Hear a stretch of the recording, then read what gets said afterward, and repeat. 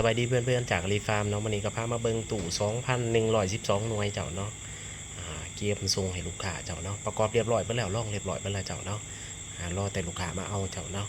2,000กับ112หน่วยเจ้าเนาะเป็นระบบออโต้มัดเครื่องเจ้าเป็นรุ่นท็อปด้วยเจ้าเดินรุ่นท็อปรุ่นเกรดเอเจ้าเนาะจะมีทั้งคุณหมอเฉพาะพัดลมฮัตตาริเจ้าเนาะอยู่ในเครื่องตัวนี้เจ้าเนาะสำหรับท่านใดอยากได้ก็ติดต่อมาหาเจ้ามีหลากหลายแบบอยู่อลีฟาร์มเจ้าสำหรับตู่ตัวนี้ใหญ่หลายได้เจ้าเนาะถามมาเบิ่งไก่ๆจะใหญ่ขนาดเลยอันนี้มันซุ่มเข้ามาไก่เนาะเจ้าเนาะเพราะว่ามันก็คือน้อยๆนึงเจ้าเนาะ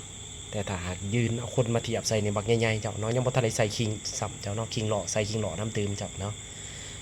อันนี้เพิ่นสิเอาไปฟักไข่เป็ดบ่เจ้าเนาะตามที่ว่ากันสำหรับด้านใดอยากได้ก็ติดต่อมาหามีหลากหลายแบบเลยเจ้าระบบออโต้นับตั้งแต่80หน่วยหา 3-4,000 หน่วยอลีฟาร์มเฮ็ดได้หมดเด้อเจ้าเด้อสำหรับรุ่นนี้เป็น 2,000 กับ12ห